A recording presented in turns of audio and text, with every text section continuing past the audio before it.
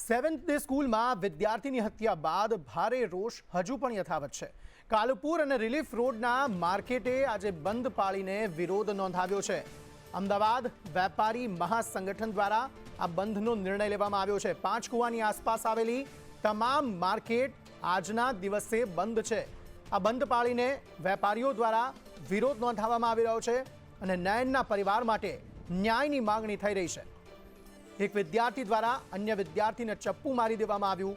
સારવાર દરમિયાન તેની મોત થઈ ગઈ અને ત્યારબાદ આક્રોશ એટલો ચરમ પર જોવા મળી રહ્યો છે કે સ્થાનિક ધારાસભ્યો શોક સભામાં આવ્યા હતા અને તેમણે પણ નયનને ન્યાય મળે તેવી વાત કરી હતી। બીજી તરફ એ શાળા છે, શાળા સામે પણ કાર્યવાહી કરવાની શરૂઆત કરી દેવામાં આવી છે।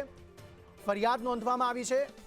એ વિદ્યાર્થી ને સારવાર તુરંત જો આપી દેવામાં આવી હોત તો કદાચ તેનો જીવ બચી ગયો હોત।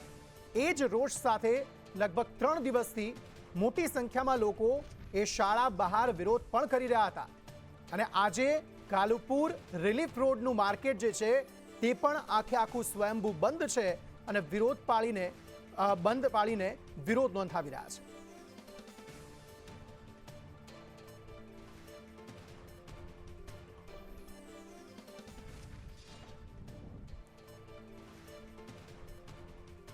તો આખો પટ્ટો કે જ્યાં એટલી બધી ચહેલપહેલ રહેતી હોય છે કે ચાલવાની પણ જગ્યા નથી હોતી, એ કાલુપુર રિલીફ રોડ માર્કેટ આજે આખું સ્વયંભૂ બંધ છે।